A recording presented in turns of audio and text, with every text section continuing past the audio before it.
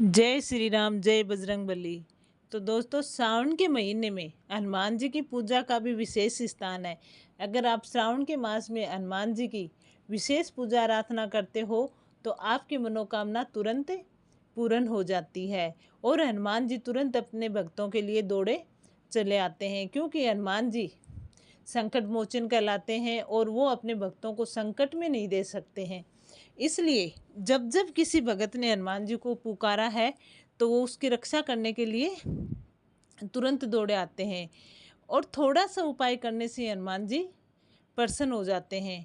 तो आपको भी सावन महीने में अगर आपकी कोई मनोकामना है, ऐसी दुर्लभ मनोकामना है, पूर्ण नहीं हो रही है, लाख कोशिश कर ली, तो आप श्रावण मास में हनुमान जी की इस तरह से पूजा अर्चना कीजिए और ये एक छोटा सा उपाय कर लीजिए तो आपकी मनोकामना पूर्ण हो जाएगी।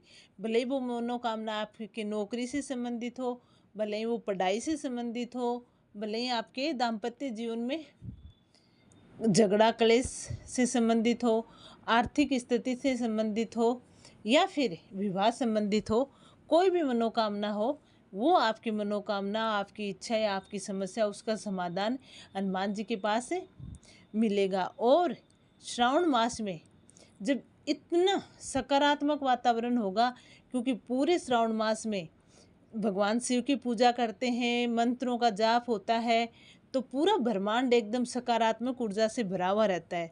अगर उस टाइम आप हनुमान जी को अपनी मनोकामना बताते हो तो वो मनोकामना आपकी तुरंत पूरी होगी। अब आपको कैसे क्या करना है वो मैं आपको बताऊंगी, लेकिन उससे पहले मेरी एक विनती है कि आप वीडियो को लाइक कर देना, चैनल को सब्सक्राइब कर लेना, कमेंट में जय बजरंगबली का नारा लगा देना। तो चलिए स्टार्ट करते हैं कि कैसे क्या करना है। तो सावन के महीने में हनुमान जी की पूजा साधना के लिए मंगलवार का दिन विशेष रूप से शुभ माना जाता है। इस दौरान आपको सावन के महीने में मंगलवार के दिन सुबह ब्रह्म मुहूर्त में उठकर स्नान कर साफ सुथरे कपड़े पहनने हैं और मंदिर जाएं तो ठीक है, नहीं घर पे भी अगर हनुमान जी की पूजा कर रहे हो तो हनुमान जी के प्रतिमा और चित्र स्थापित करें और उस जगह को पहले आप साफ करें, गंगा जल छिड़क के उसको पवित्र बनाएं और एक लकड़ी के पाटे पर लाल रंग का कपड़ा बिछाएं। उसके बाद हनुमान जी की प्रतिमा को स्थापित करें। हनुमान जी को सिंदूर और चमेली के तेल का चोला चढ़ाएं।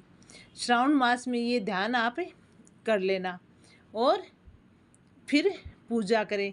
पूजा में आपको हनुमान जी की पंचोपचार पूजा करनी है, जिसमें धूप, दीप, फूल और नैवेद्य जैसे गुड़, चना, फल और जल शामिल आपको रखना है। फिर आपको क्या करना है, ओम हन हनुमते नमः का जाप करना है 108 बार और हनुमान चालीसा का पाठ करना है आपको 7 बार। लेकिन आपको संकल्प लेना है कि मैं आपके मंत्र का जाप करूँगा या करूँगी और आपके हनुमान चालीसा का पाठ करूँगी। मेरे ये मनोकामना है, मेरी ये इच्छा है, मेरी ये समस्या है, आप इसका समाधान करें। और एक एक हनुमान चालीसा का पाठ करते टाइम वो मनोकामना आप बोलते रहें हनुमान जी के सामने।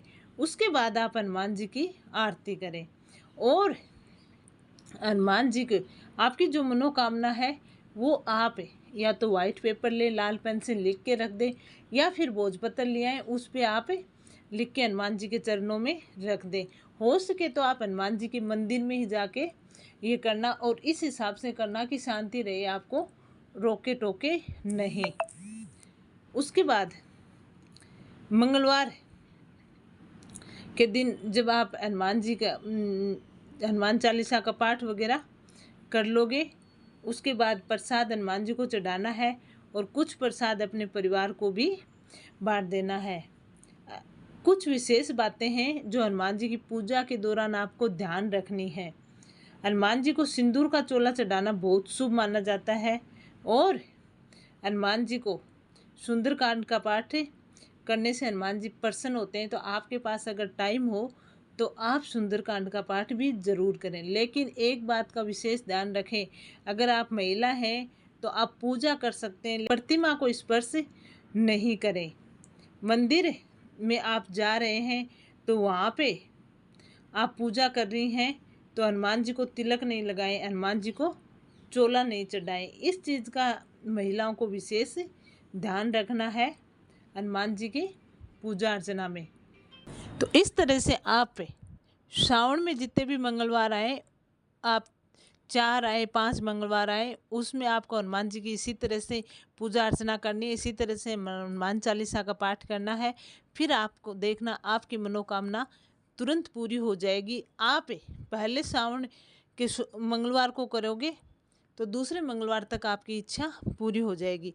और आपको ऐसा लगे कि जहाँ पे आप कहीं मंदिर में जा रहे हो तो जहाँ पे शिव जी और हनुमान जी का मंदिर साथ में हो ना, उस मंदिर में जाओ तो और भी अच्छा है।